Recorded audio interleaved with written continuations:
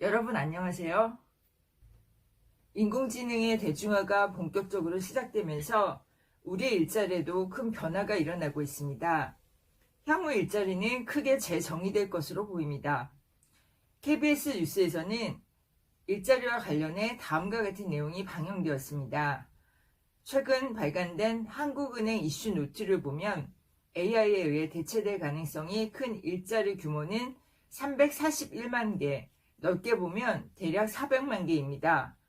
AI 누출 지수는 현재 AI 기술로 수행 가능한 업무가 해당 직업의 업무에 얼마나 집중되어 있는지를 나타내는데요. 먼저 AI 노출 지수 상위 직업은 화학공학 기술자, 철도 전동차 기관사 등이고, 노출 지수 하위 직업은 음식 관련 단순 종사자, 대학 교수와 강사 등입니다. 또 직업 세분류로 보면 일반 의사, 전문 의사, 변호사는 AI 노출 지수가 높은 편입니다. 반면 성직자, 대학 교수 등은 노출 지수가 낮았습니다. 이처럼 상위 20%가 AI를 대체될 경우 341만 개, 상위 25% 정도로 범위를 확대하면 일자리 398만 개가 해당됩니다.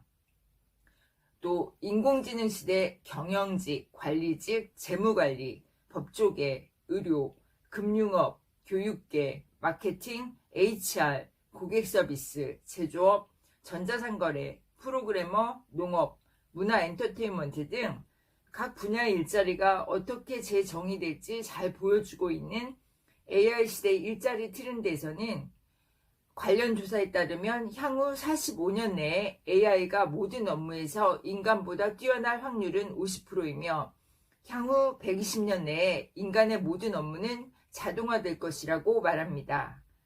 그리고 AI로 대체될 확률이 높은 직종으로 텔레마케터, 회계사, 고객 서비스 직원을 꼽았습니다. AI로 대체될 확률은 텔레마케터가 99%, 회계사가 97.6%, 고객 서비스 직원이 91%라고 말합니다. 또한 어떤 일자리도 안전하지 않음을 언급하며 철저한 대비가 필요하다고 강조합니다. 많은 사람이 AI가 기술 수준이나 급여 수준이 낮은 일자리에 타격을 줄 수 있다고 말하는데 현실은 결코 그렇지 않습니다. 다양한 기술을 필요로 하고 급여 수준이 높은 일자리 역시 AI에 의해 대체될 위험성이 있습니다. 예를 들면 재무 담당자, 의료계 종사자, 고위 관리직 등을 꼽을 수 있습니다. 특히 AI의 영향을 가장 많이 받는 대상은 기업의 고위 관리직이 될 것입니다. 그 이유는 첫째, 기업 고위 관리직의 신분과 업무가 AI에 의해 새롭게 정의될 것이기 때문입니다. 둘째, 의사결정 방식과 업무 처리 스타일 역시 AI에 의해 바뀔 수 있기 때문입니다. 결론적으로 우리가 인정하든 그렇지 않든 AI는 이미 각 분야의 일자리와 업무에 완전히 새로운 의미를 부여했습니다. 우리 인간에게 이는 커다란 도전이자 위기임에 틀림없습니다. 이 위기를 현명하게 헤쳐나가기 위해서는 효과적인 방안을 모색하고 철저하게 대비해야 합니다. 이러한 내용들을 종합해보면 우리는 몇 가지 사실을 도출할 수 있습니다. AI는 현재 일자리를 재정의하고 있다는 것, 어떤 직종도 AI에 의한 대체에서 자유로울 수 없다는 것, 일자리의 재정의를 대비해 개인은 각자 도생으로 준비를 철저히 해야 한다는 사실입니다. 이제 수많은 정보를 통해 우리는 일자리가 새롭게 정의되고 있고 자동화의 물결이 수많은 일자리 영역으로 급속도로 확대해가고 있다는 사실을 알고 있습니다. 여기서 중요한 점은 그렇다면 일자리 재정의의 시대에 개인은 어떠한 역량을 강화하고 또 미래 인재들은 어떤 능력을 갖춰야 할지를 인식하는 것입니다. 앞으로는 크게 세 가지 능력이 중요할 것으로 보입니다. 의사결정 능력, 창의력, 인공지능 활용 능력입니다. 예를 들어 기상학자라고 한다면 일기예보 분석은 빅데이터 기술과 인공지능을 활용하지만 최종 판단은 기상학자가 내리게 됩니다. 그러면 기상학자의 업무는 빅데이터 시스템의 결함이나 부족한 점을 보완해 일기예보의 정확성을 높이는 것입니다. 미래의 교육과 인재상의 변화를 보여주는 메타버스의 시대 배움의 미래에서는 일자리 재정의에 의해 교사 역할이 어떻게 변할지를 보여주고 있습니다. 이것은 앞으로 대부분의 직종에서 인간의 역할이 어떠할지를 보여주는 하나의 인사이트가 될 수 있습니다. 첫째, 교사의 역할은 전능형 교사에서 전문형 교사로 재정립될 것이다.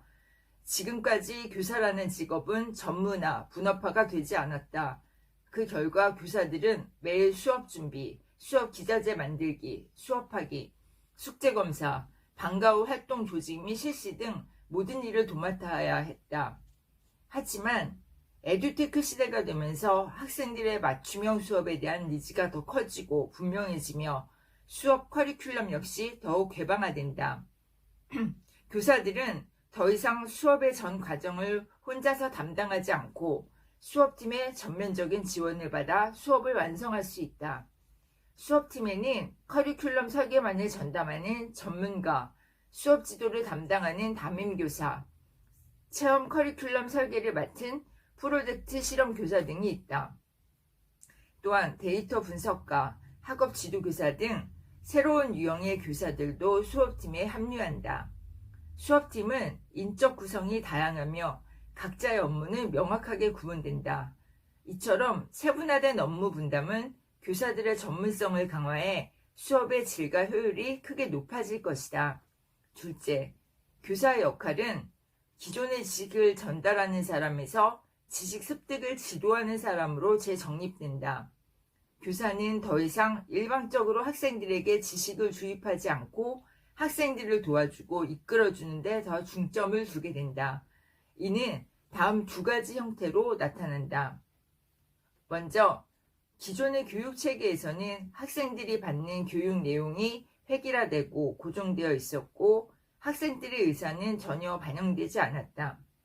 반면 앞으로 교사들은 더 이상 지식을 주입하는 것이 아니라 대부분의 경우 학생들이 자신만의 학습의 흥미를 찾을 수 있도록 도와주고 그들 스스로 학습할 수 있는 능력을 기르도록 이끌어준다. 교사는 더 이상 기존 교실의 중심이 아니라 학생들의 공부 과정을 도와주는 조력자가 된다. 셋째, 교사의 역할은 지식을 가르치는 사람에서 학생들이 종합적인 능력을 발전시킬 수 있도록 이끌어주는 사람으로 재정립될 것이다. 이제 교사의 핵심 역할은 지식 전수가 아니라 사람을 기르는 것으로 전환된다. 기술이 발전함에 따라 인공지능이 수업과 학습 지도 업무를 훌륭하게 대신할 수 있게 되었고 덕분에 교사들은 학생 지도에 집중할 수 있게 되었다. 교사는 학생들의 심리적 성장, 종합적인 소양의 향상 등에 더 많은 시간과 노력을 쏟을 수 있게 되었다. 그래서 학생들이 더 발전할 수 있도록 지도하고 학생들에게 심리적인 격려와 응원을 할 수 있는 이끌어주는 사람의 역할을 할 것이다. 이것이 AI로 인한 교사 역할의 재정의 청사진입니다. 이러한 의사결정, 창의성, AI 활용 능력은 일자리가 재정이 되면서 모든 분야가 필요로 하는 인재의 조건이 될 것입니다.